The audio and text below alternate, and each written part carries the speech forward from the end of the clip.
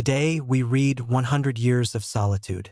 In the small, coastal town of Macondo, nestled by the Caribbean Sea, the Buendía family embarks on a century-long saga of rise and fall, a story long anticipated yet fraught with inevitable decline. Within this family, children inherit not only the names of their ancestors but also their fates, as if written into a prophesied script. Some spend their lives in pursuit of truth, only to die in silent solitude. Others lose themselves in love, ultimately dissipating within the whirlpool of desire. This is not merely the history of one family, it is a prophecy for all humanity. In the 100-year cycle of the Buendías, we see our own reflections. Our steadfast pursuit of ideals, our yearning for love, our struggle against fate, and the solitude that ultimately befalls us all.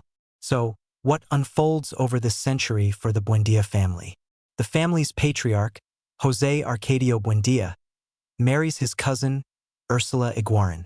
Ursula is terrified, fearing that their consanguineous marriage will produce a child with a pig's tail. José Arcadio, however, is indifferent. He says as long as the child can speak, he wouldn't care if it were a piglet. But Ursula does not share his view. Afraid to consummate the marriage, she wears a protective garment crafted by her mother, fastened securely with heavy iron clasps at the front. This makes José Arcadio the laughingstock of the town. Finally, pushed to his limit, José Arcadio, with strength enough to wrestle beasts, kills the man who mocked him. Then magical events begin to occur. The ghost of the deceased appears in their home at all times, breathing and living alongside them. To escape this spectral harassment, José Arcadio and Ursula, along with a few companions, leave their homeland far behind. Thus begins their century of prosperity and decay. At this time, the site of Macondo is still wilderness. Here, they clear land, build homes, and settle down, becoming the first generation of pioneers, living in isolation from the world. Until one day, an old gypsy arrives in Macondo, bringing with him all sorts of novel wonders. José Arcadio's ambition is reignited. He wants to use magnets to find gold, to use magnifying glasses to create weapons of war. He diligently studies, builds a laboratory, and seeks to transform Macondo with the science and technology brought by the gypsies. Yet no one understands him. The more he persists, the more isolated he becomes. Everyone thinks he has gone mad. Solitude descends. It is the solitude of being misunderstood. The novel's opening paragraph reads, "Many years later, as he faced the firing squad, Colonel Aureliano Buendía was to remember that distant afternoon when his father took him to discover ice." The author, Gabriel García Márquez, creates a narrative mode hitherto unknown. He stands in the future, recollecting the past. If time is linear past, present, future, then this single opening sentence contains 3 temporal points. Many years later speaks of the future, face the firing squad speaks of the immediate present, and that distant afternoon speaks of the past. In just one sentence, Marcus time. A true genius. Simultaneously, this sentence creates 3 points of suspense. Many years later implies the story has already happened. You want to know, facing the firing squad, what did he do to warrant execution? You want to know, why on that distant afternoon did his father take him to discover something as commonplace as ice? Your curiosity makes you eager to visit this place called Macondo. This leads to a third level. It means that both you, the reader, and Marcus himself, from this point onward, are placed in a position of pure objectivity. You do not belong to Macondo. You cannot enter Macondo. You cannot change Macondo. Therefore, the story unfolds autonomously, making its solitude all the more profound. Speaking of this, you might feel truly impressed. Marcus himself said it took him over a decade to write this opening. Facing death, one most easily delves into the depths of memory. In Marquez's pen, the seemingly ordinary things and experiences of life shimmer brilliantly in the distance. It is precisely these stories and experiences that compose the absurd dream of life. So, what exactly happens in the many years later described at the beginning? Let us read on together. A reminder, the Colonel Aureliano Buendía mentioned in the opening is not the first-generation pioneer. The first-generation pioneer is his father, the original José Arcadio Buendía. The colonel's mother is Ursula. Thus, the entire story begins to unfold slowly from the narrative concerning the second generation. This is one characteristic of 100 Years of Solitude: a multitude of characters, complex relationships, and frequently repeated names, which often leads to confusion. Ultimately, who is who's whom?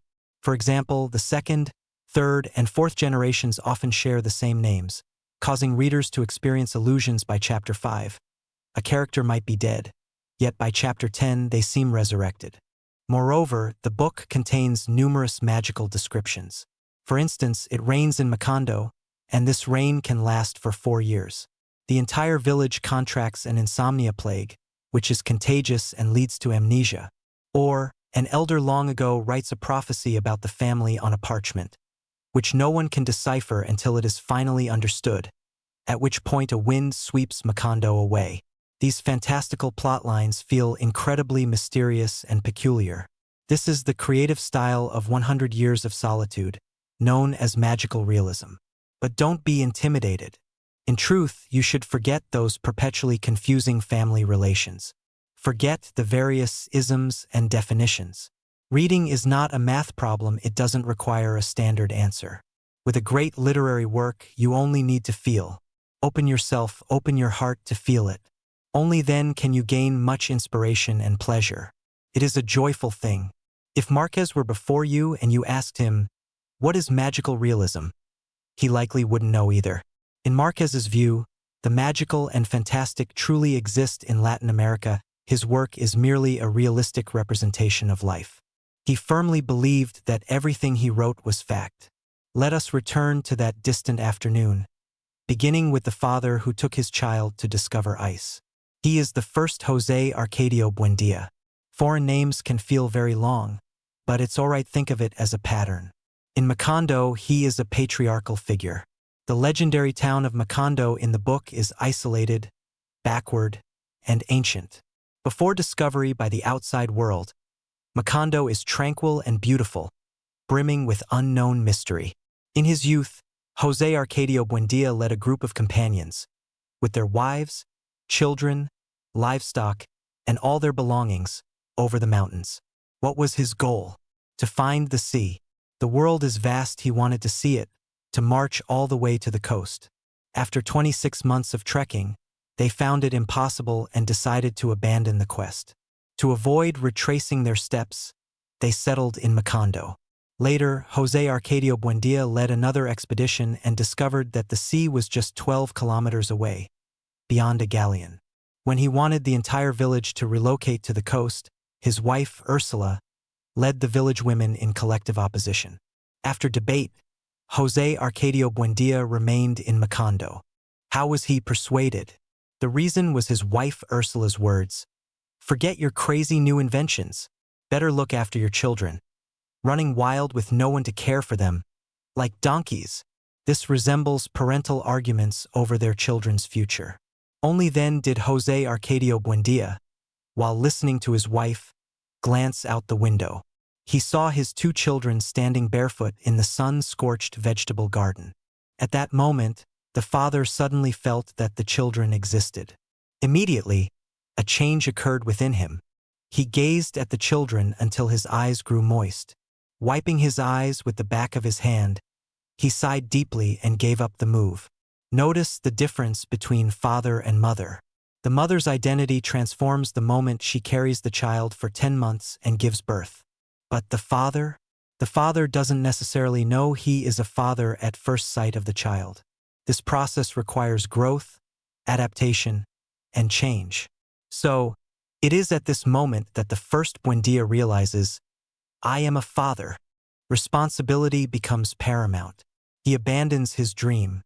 From then on, he focuses on leading his family and their small town toward a brighter, greater world. This dream begins with the arrival of the first gypsies in town. They bring miraculous items: magnets, telescopes, magnifying glasses, compasses, sextants, etc., things the ignorant people of Macondo had never seen. The natives are astounded.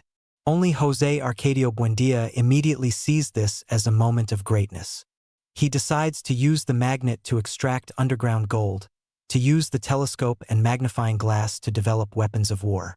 Henceforth, he becomes obsessed with these new inventions and technologies that could change the future and the world, wanting to use science to transform Macondo.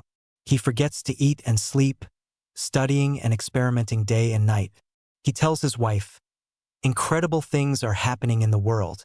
Right over there on the other side of the river, there are all kinds of magical machines, and we're still living like donkeys." Here, he appears utterly anachronistic. No one around him understands. They all think he is delusional and stubborn. Thus, he becomes very lonely, forming a close friendship with a gypsy named Melquiades. The two admire each other, sharing similar interests. This gypsy is a prophet. He writes a prophecy about the family on a parchment, but no one can decipher it. Why? Because the gypsy wrote it in his native Sanskrit, encoded separately in odd and even lines. Thus, the parchment is set aside indefinitely until the novel's end, when the family is nearly extinct, and one person finally deciphers it. We will come to that later. Such is life in Macondo. As mentioned, José Arcadio Buendía and his wife Ursula are cousins. Their families opposed the marriage, but Buendía insisted. The couple later has 2 sons and a daughter. Fortunately, the children are normal, lacking any unwanted appendages like a pig's tail. Additionally, they adopt a girl, said to be a child of a distant relative. Her arrival is sudden. One day, several fur traders bring a baby girl and a letter to the Buendía house, claiming to be entrusted by someone, though no one knows who. The letter states the child is the daughter of Ursula's distant cousin, entrusting the couple to care for her, and includes the parents' ashes. They have died, leaving the child to the Buendías, hoping they will bury them with Christian rites. The girl's belongings are a small suitcase, a small rocking chair painted with tiny flowers, and a canvas bag containing her parents' ashes. What can the couple do? They take her in, naming her Rebeca, after her mother's name in the letter. Thus, the infant Rebeca stays. Takes a long time for her to integrate. She often hides in the remotest corners of the house, sucking her thumb on the rocking chair. For days, she refuses to eat, preferring instead to eat damp earth from the yard and scrape plaster from the walls to chew noisily. She eventually stops after family intervention. Does this seem magical? Psychologically, it indicates tension and profound insecurity. Rebeca suffers from this insecurity her whole life, a torment that also renders her solitary. Returning to the narrative. Once the first Buendía starts paying attention to his children's upbringing, he spends increasing time with them. He teaches them reading, writing, arithmetic, explains maps and strange pictures. The children's personalities gradually differentiate. The second son, Aureliano Buendía, possesses special abilities from birth. As a child, he can foresee many things. As an adult, he will have an epic life. At this young age, he shows a talent for alchemy, capable of long experiments. The eldest son, José Arcadio, rarely participates in such things. He is large, well-developed, almost abnormally so. He early on has relations with the family servant, Pilar Ternera, enjoying the pleasures of indulgence. One day, Pilar tells Arcadio he will have a son. Arcadio is terrified. He can't eat or sleep, unable to shake his anxiety. The pressure is too great, so he flees the village with passing merchants and gypsies. Upon discovering this, Mother Ursula panics. She goes out to inquire about the gypsies' route, pursuing them to find her son. By the time her husband realizes she too is missing, it's too late. He searches for 3 days to no avail and returns to the village. 5 months later, Ursula suddenly returns, excited, looking rejuvenated, dressed in styles never seen in the village. What happened? She returns with a group of men and women, driving ox carts laden with household goods, food, and various machines. Who are they? They originally lived beyond the swamp. Ursula, on her quest for her son, met them and extolled the virtues of Macondo, its beauty, peace, and livability, attracting more people to move there. It's like a booming real estate venture. The book writes, Ursula did not catch up with the gypsies but found the road to great inventions that her husband had failed to discover in his ill-fated expedition. Soon, The remote Macondo prospers, with trade routes, workshops, and shops facilitating commerce. Ursula becomes very busy for the rest of her life, engaged in handicraft business, bringing considerable wealth to the family. Around this time, another infant is brought to Ursula's house. Who is it? The child of their eldest son, Arcadio, and the servant Pilar, a boy. No one reveals his true origins, but he is given his father's name, simply called Arcadio. This is the story of the eldest son. Mother Ursula's business flourishes. As her children grow up, nearing marriage and childbearing, she begins expanding the house. Once the new wing is completed, Ursula suddenly realizes her biological daughter, Amaranta, and adopted daughter, Rebeca, have blossomed into graceful young women. Indeed, both soon encounter love, but they fall for the same man, a piano tuner. Rebeca, due to her reclusive nature, never opens her heart, suppressing her feelings, not daring to act or confess. This longing makes her restless. Her habit of eating earth returns. Yet, the piano tuner chooses Rebeca, initiating correspondence. Their passion quickly intensifies, and they decide to marry. On the wedding day, the piano tuner suddenly receives a letter stating his mother is critically ill. He immediately leaves to see her, only to find it a false alarm. By the time he returns, he has missed the wedding. The source of the false letter remains unknown. The young couple decides to wait until the church under construction is finished in 3 years to hold the wedding again. This further fuels Rebecca's insecurity. As for the heartbroken Amaranta, upon learning of Rebecca's relationship, she becomes furious, vowing to kill Rebeca before the wedding. Years later, when the church is finished and the wedding is set, on the Friday before, Amaranta decides to poison Rebecca's coffee. She does so, but by a twist of fate, she doesn't kill Rebeca instead. She kills the wife of the second son, Aureliano, and her unborn child. Aureliano is heartbroken. Due to this tragedy, the wedding is indefinitely postponed. A funeral must be held first. Ursula orders the family into mourning. Rebeca, extremely anxious, resumes eating earth copiously. No one knows the truth of the accidental death, but Amaranta endures the torment of conscience in the shadows. The family atmosphere becomes tense. Many days later, in the sweltering stillness, someone suddenly pushes open the main door. Everyone feels the house tremble as if shaking on its foundations. A man of enormous stature enters, his arms and chest covered in tattoos, his skin swarthy. He greets the family circle.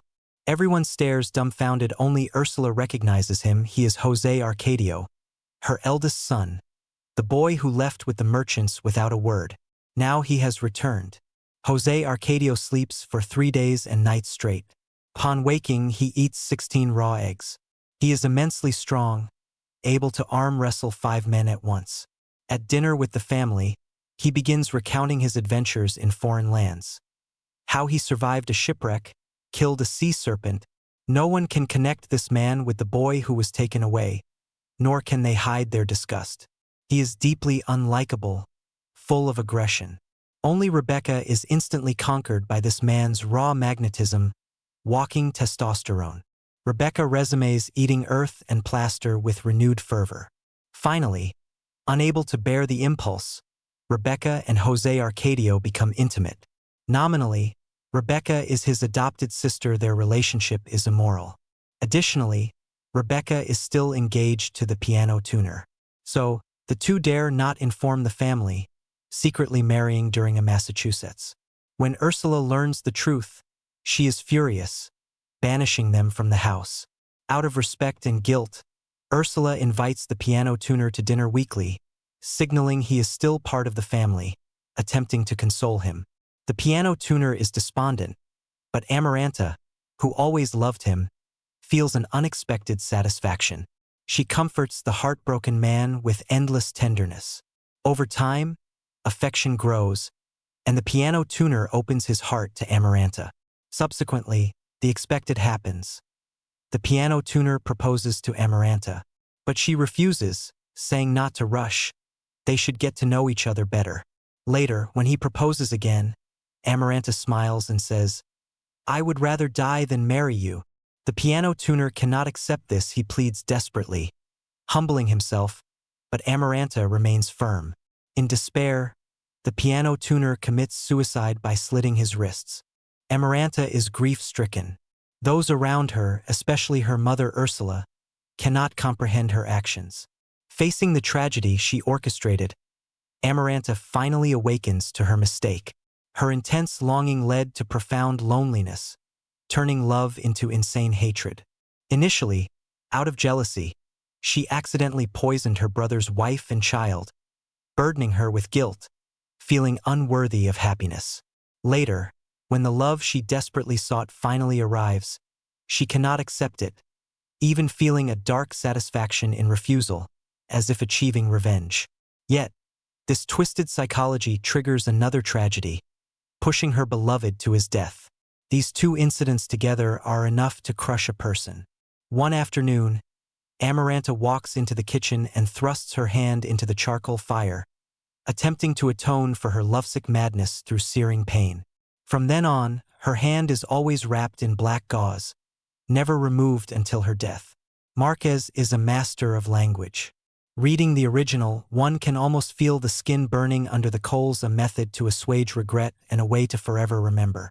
The physical pain is palpable, but the inner turmoil is even harder to pacify.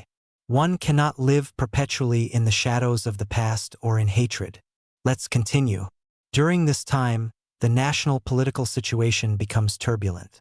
Liberals and conservatives go to war.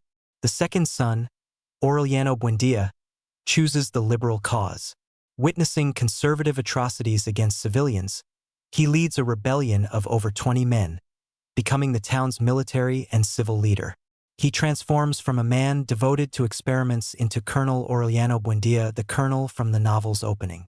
We already know his outcome, but at this moment, the colonel sets off to join the Revolutionary Army. Before leaving, he appoints the child of José Arcadio as the town's leader, entrusting Macondo to him. Not long after, war breaks out in Macondo. The liberals are defeated. As the local leader, Arcadio surrenders but is still sentenced to execution by firing squad. In his final 2 hours, he thinks of everything. Márquez writes that he thinks of Ursula, who should be drinking coffee with José Arcadio Buendía under the chestnut tree. He thinks of his 8-month-old daughter, still unnamed, and the child due to be born in August. Then he is executed. This is the fate of the family's third generation. In the book, this passage isn't very long, but I read it with great care. This is how people often overlook the most important things in life until the very end. In his final moments, he doesn't think of politics or prospects, but of the few people close to him. After his death, Ursula takes in his widow and their children. 3 daughters, the youngest 8 months old and still unnamed, so they name her Remedios. Later, the widow gives birth to twin boys. These children are named José Arcadio Segundo and Aureliano Segundo. Note, in this book, the men are mostly named José Arcadio or Aureliano. The women, especially the very beautiful ones, are often named Remedios, though they belong to different generations. Amaranta takes care of all the children. I believe by now, listeners might be feeling dizzy.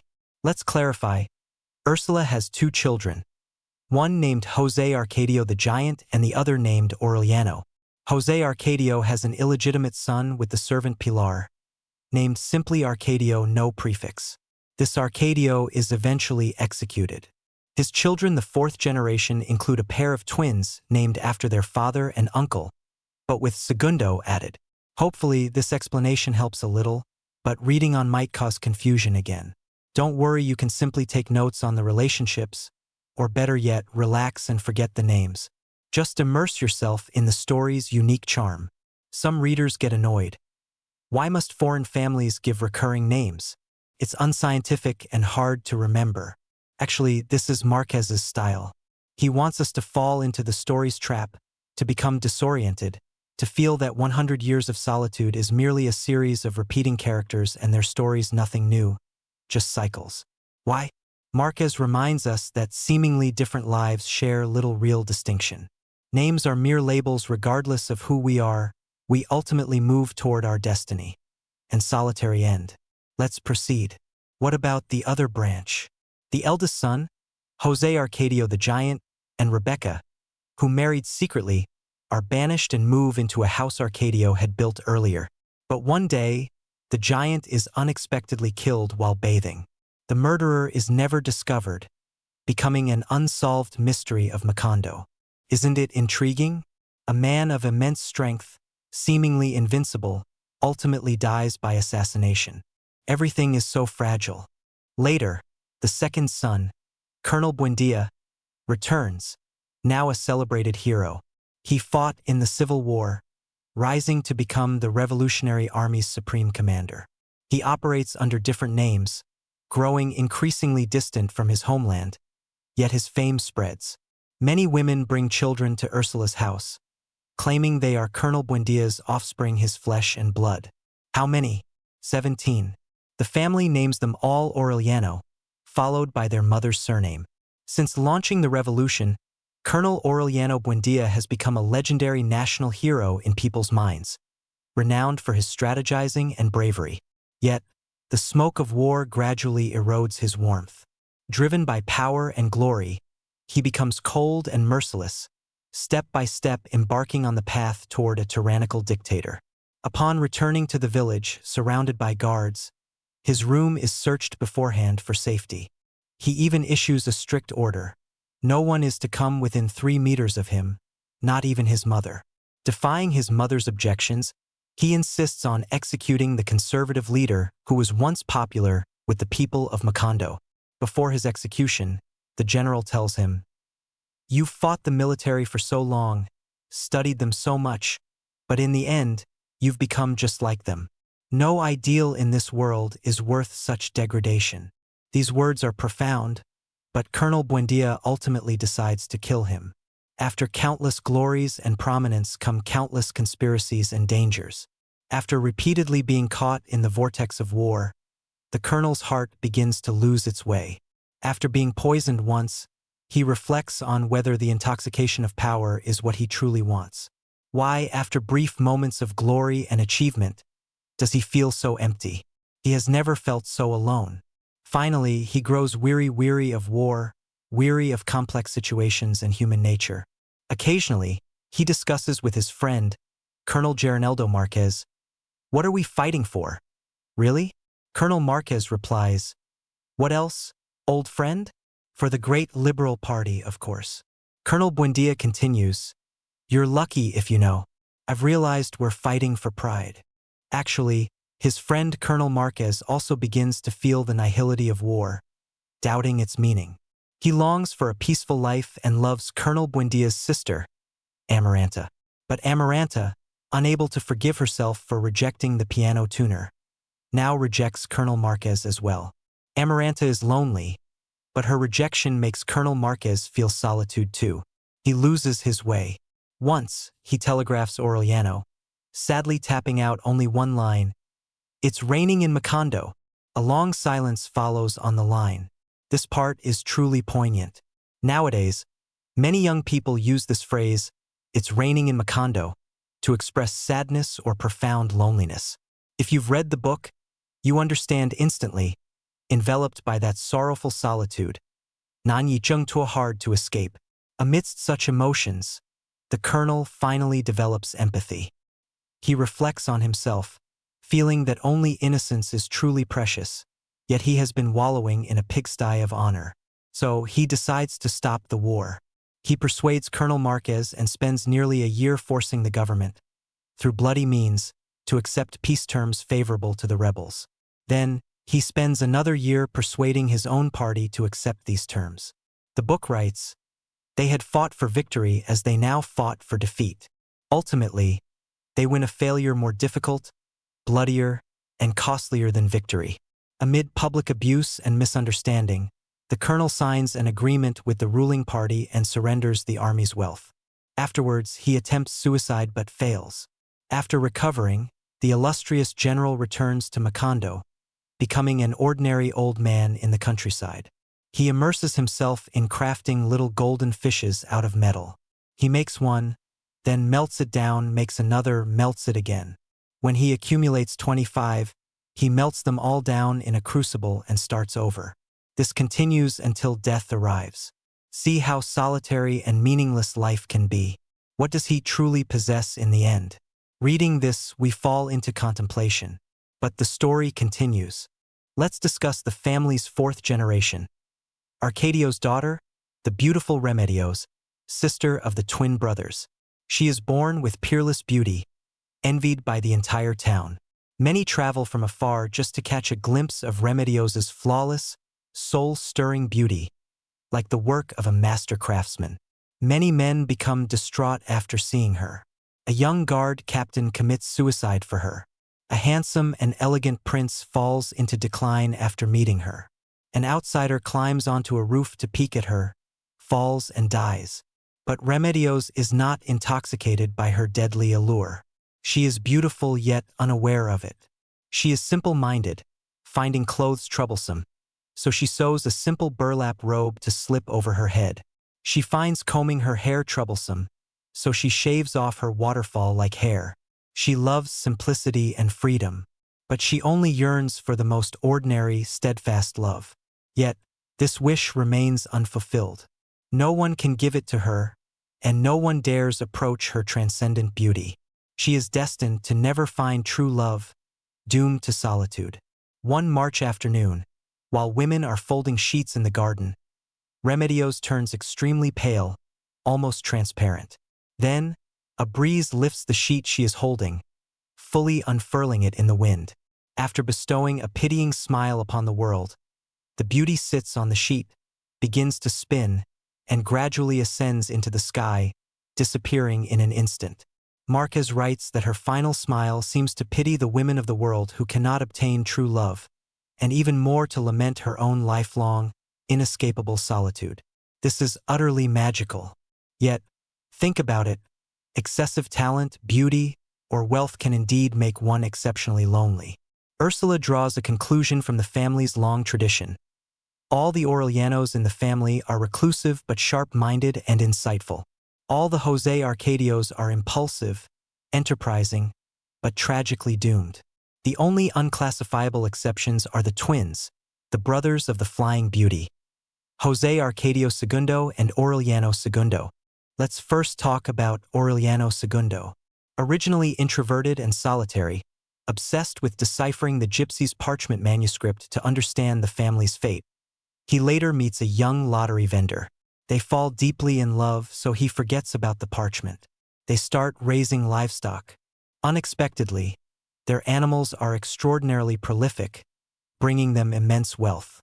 Within a few years, he becomes one of the local top wealthy men. But he becomes inflated with success. Desire and wealth lead to a life of excess. He wants more and more until finally, he is captive to money, becoming intoxicated and numb. Just as they don't know why the animals multiply so madly, they don't know what to do with the vast wealth. Their hearts grow empty, bored to the point of pasting banknotes onto the walls for amusement. But fortune doesn't favor anyone forever. Later, they suffer a series of setbacks. Despite working desperately, they cannot make ends meet, falling back into poverty. To earn money, he works while ill, eventually dying of a throat disease in pain. Before death, his last words are, "Don't miss the chance, life is shorter than you think." A sincere warning. Schopenhauer said, "Man's essence is a burning will. When desires are satisfied, man feels bored. When desires are unfulfilled, man feels pain. Man swings between pain and boredom. Isn't this man's fate?" After the wealthy man's death, he leaves two children, a son and a daughter, the family's fifth generation. Both meet tragic ends. The mother places high hopes on the son, wanting him to become pope, so she sends him away to study, pushing him hard. But the child doesn't want this path. He abandons it early but constantly fabricates lies to satisfy his mother's pitiful illusions. What the son truly wants is money to escape poverty and live a dissolute life. Just when he thinks he can leave Macondo with the wealth Ursula left behind, an accident occurs. He is drowned in a pool by several children who then steal his money. This is the fate of Aureliano Segundo's son. His daughter is named Meme Note. Characters with May often are quite beautiful. Meme falls in love with a mechanic, but her mother forbids their relationship, deeming it unsuitable. They meet secretly in the bathroom. When the mother discovers this, she confines Meme and hires a guard. The mechanic climbs onto the roof to see his beloved, is shot in the back by the guard, remains bedridden, is mistaken for a chicken thief, and dies alone in old age. The mother believes she did nothing wrong, thinking family shame shouldn't be publicized, and sends the pregnant Meme to a convent. Thereafter, Meme remains silent for life. That is the girl's fate.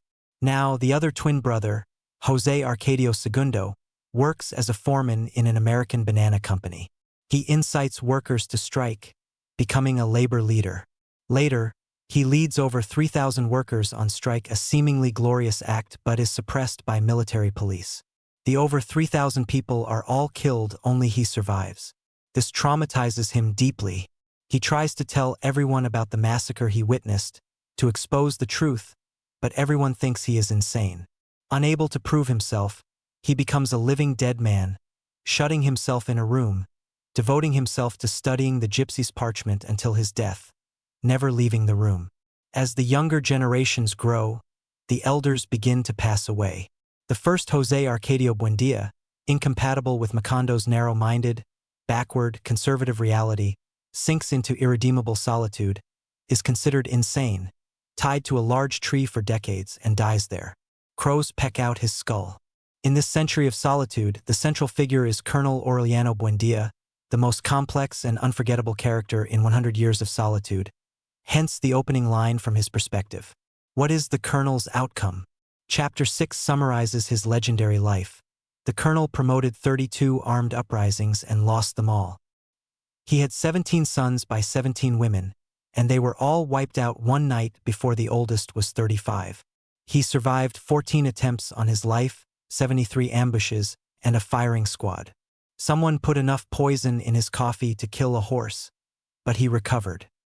He refused an order from the President of the Republic, ended 20 years of civil war after signing the armistice, and then shot himself in the chest with a pistol, but the bullet came out his back without damaging any vital organ.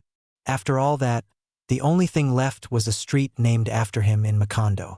In his later years, Colonel Buendía passes time by repetitively making little gold fishes a meaningless existence.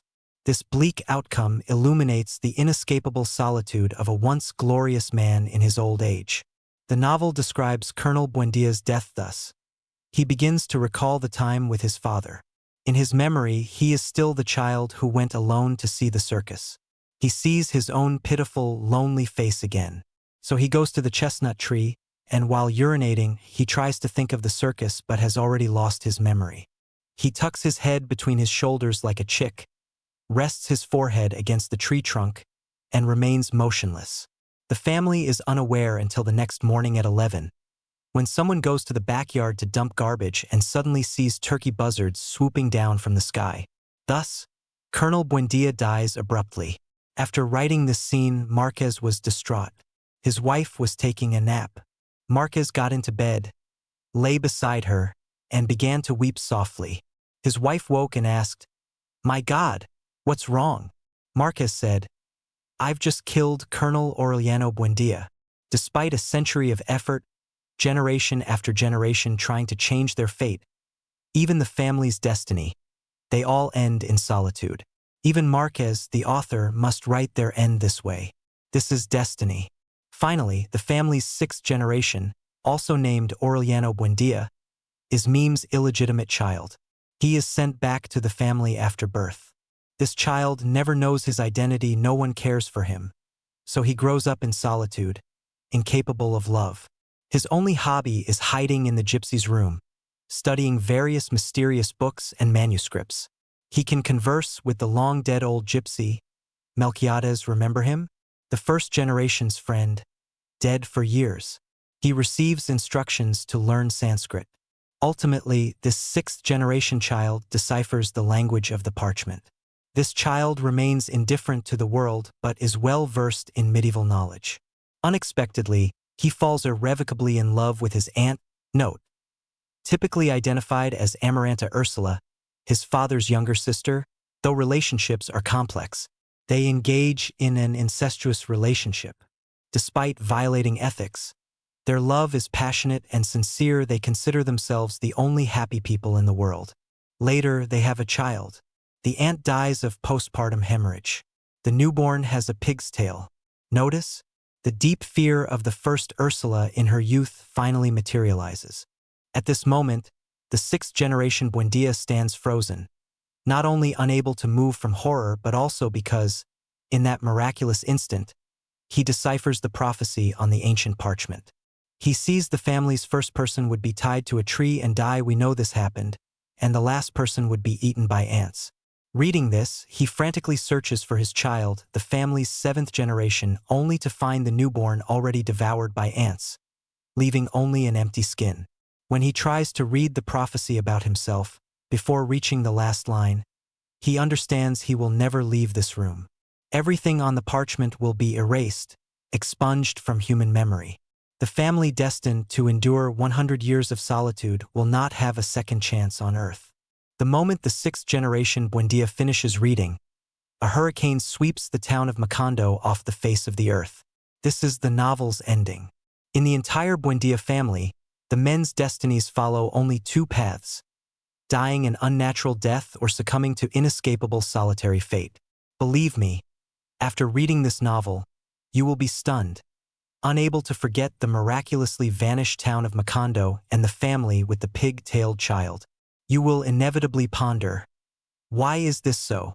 Is destiny inescapable? What did the author truly intend to write? Márquez himself said, "The entire Buendía family does not understand love or human connection. This is the secret of their solitude and frustration." For example, the first generation senses the world changing marvelously and becomes obsessed with scientific research. But his ahead-of-its-time thinking is incompatible with Macondo, leading to isolation. Yet, he prefers talking to ghosts over communicating lovingly with his family. The intelligent and brave founder of the town becomes absorbed in his own world, indifferent to family, eventually going mad from loneliness. Another example, the second generation, Aureliano Buendía, loses his capacity for love after his beautiful wife is killed by his sister, Amaranta's poison intended for Rebeca.